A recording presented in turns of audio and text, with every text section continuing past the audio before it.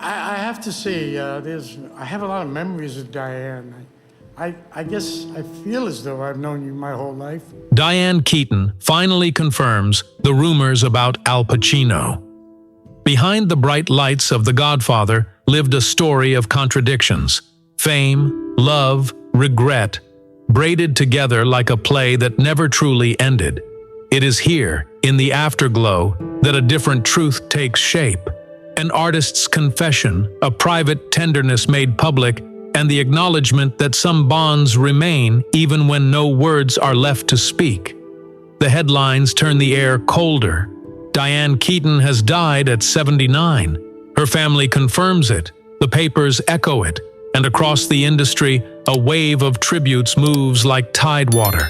Intelligence, grace, independence, words chosen with care, laid like flowers. Not just an actress, someone writes, but an attitude, a personality, an entire generation given shape by one fearless presence. There is no public funeral. The family keeps it quiet, as she often preferred. On that day, black and white images return. Annie Hall walking into the frame, Kay Adams gazing back at Michael, gentleness masking iron. Al Pacino releases a statement. I loved her. She was the soul of Kay. He had said more elsewhere. On the page, in a register he rarely allowed himself. We found a tempo and a temperature that was right. She steadied me when I could barely stand. The words do not announce themselves as eulogy, yet in the wake of her passing they sound like the final shape of something tender and true. Their connection was never traded in easy headlines. Two people, private, respectful, distinct. One witty, light, and fearlessly open. The other quiet, intense, and deeply interior. Parallel opposites, the papers called them. A friend says Diane lived truthfully. She held nothing back. Diane herself once put it plainly. I was never interested in being perfect. I wanted to be honest. That was her signature, and what people felt, on screen and off, whenever she entered a room or looked down the lens. As the news spreads, actors post a still of her smiling at the end of Something's Gotta Give, captioned simply, "She made aging look fearless." Nearly 80, and she was still working, still choosing with care. A small cluster of roles, a grace note in book club, the next chapter. Meanwhile, Al appears rarely. At 85, health and time leave their marks. He speaks softly in interviews. She was special. You can't replace that. It is the last public thing he says about her before the end, and it feels like the closing of a circle. And then the story winds back, as all stories do, to the first meeting, something ordinary transformed by history. A rehearsal bar in New York, East Harlem, Patsy's. Francis Ford Coppola, young and insistent, sees something in Pacino the studio does not. A silence that unsettles, a stillness that implies storms. Paramount resists. He's too short, too unknown. The director stands firm. For Kay Adams, he chooses Diane Keaton, a fresh face from the stage, someone who doesn't belong to the underworld, someone whose presence could turn the darkest corridors human. They meet like strangers, asked to conjure love out of smoke. He barely speaks, just looks at her through a drifting haze, and the quiet draws her nearer. The audition isn't performative, it's revelatory. Coppola understands it instantly.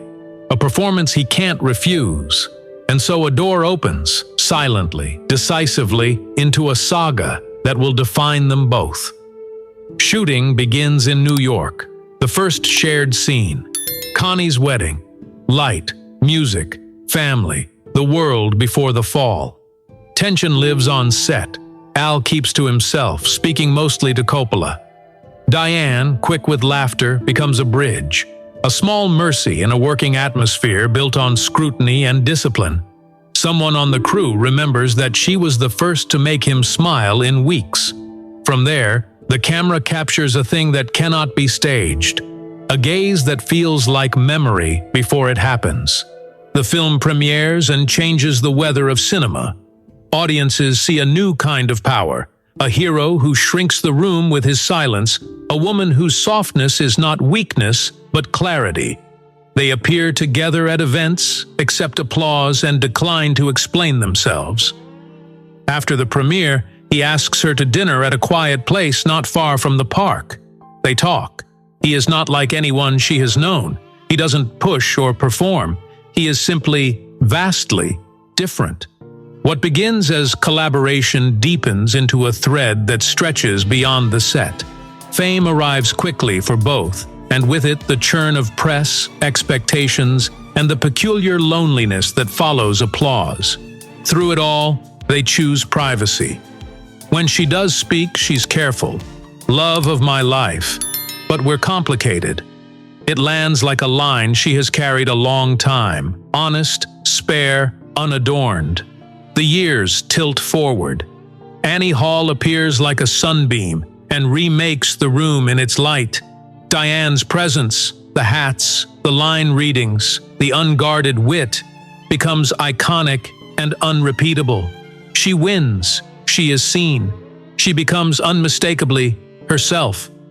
Meanwhile, Al climbs separately to his summits, the shattering rawness of Dog Day Afternoon, the operatic fire of Scarface. The two are rarely showy with each other. They watch rehearsals, ghost backstage doors, share the small talk only artists understand. What a line can do, how a pause can break your heart. But the ways they meet the world diverge. She gives interviews, opens windows, invites dialogue. He withdraws into craft and quiet, slipping into roles like houses. For a time, they cross paths on sets and at parties, and the rumor mill churns as it always does. They ignore it, until distance stops being a rumor and becomes a room neither can quite cross. By the late 1980s, geography and temperament do what they always do to fragile things. They wear them down, and then they meet again where it all began. Coppola calls, one more chapter, the third act of an American saga. They say yes. Rome, late in the year. New York interiors when winter returns. She is cheerful, precise, beloved by crews. He is, as he has always been at work, quiet, exacting, almost underwater. They speak little, and in their scenes it doesn't matter. The camera collects a history most of us can only guess at. Outside the frame, life complicates. He is a father again. It hurts her. They remain in touch, but the ease vanishes.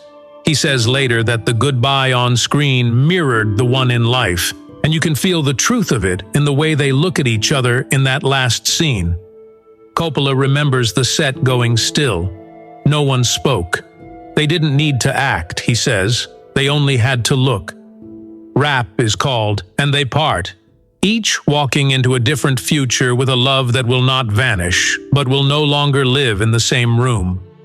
After The Godfather Part III, Diane chooses a different rhythm. She adopts kids, builds a private life for herself with care and intention, and lets the work reflect a different strength.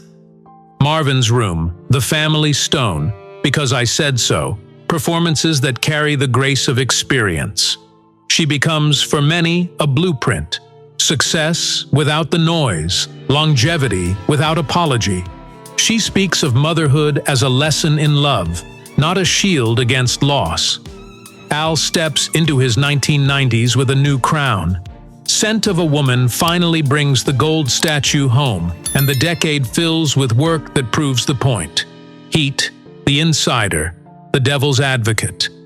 He is not absent from life. He is private, and the distinction matters. He has 3 children. He never marries. Marriage is a state I never entered, he says once, but I have known love. The line is repeated for years because it feels like the truest kind of confession. Simple, unguarded, unembarrassed. In 2024, he writes it all down. Sonny Boy, a memoir in small rooms and clear sentences, childhood in the Bronx, theater in the lean days, fame that arrives too soon and leaves a tunnel behind it.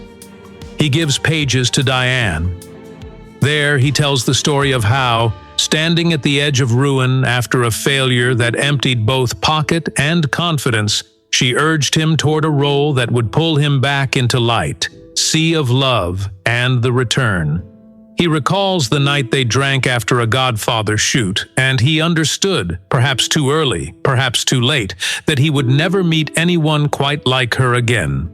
The industry reads the book like a set of quiet revelations. The pages about Diane feel like the center of the map. Gratitude soft-spoken, love understood by its shape rather than its label. That same year, he sits in the front row when she receives a lifetime honor and rises to applaud. Asked about their bond, he says only that she changed the way he sees love. It is not dramatic, it is decisive. Then the public sightings stop, and time does what time always does. A year later, the news of her passing spreads, and those words he wrote begin to feel like a reverse elegy, a goodbye offered by the one who remains. The images return: Kay at the kitchen table, Annie in a tie and a grin, Diane on a stage, sharp and warm and wonderfully herself. The tributes are not loud. They feel like someone closing a door with care. What remains is what always does when artists mark us deeply: a legacy of feeling, a permission slip to be honest, to be complicated, to be fully human on screen. Diane redefined the modern heroine without declaring it. She made space, strong, vulnerable, witty, profound, for a woman to carry a story without disguising who she was. The clothes, the cadence, the fearless way she aged in the light. These became more than style. They were a statement. And Al, his silence, his gaze, the way he could fill a frame with a thought, taught audiences that power in acting is not noise but presence. The faces he gave us contained entire weather systems: pride and yearning, rage and mercy, confusion and resolve. Together, even apart, they described an arc that many of us recognized without needing it explained.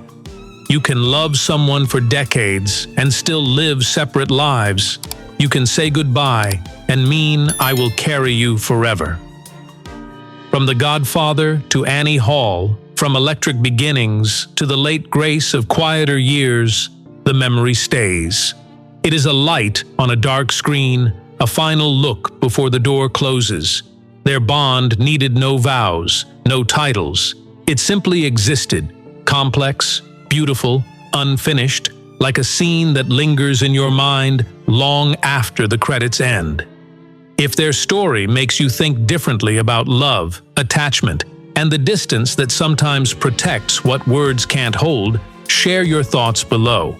And if this kind of cinematic storytelling speaks to you, consider liking, subscribing, and turning on notifications so you won't miss the next chapter.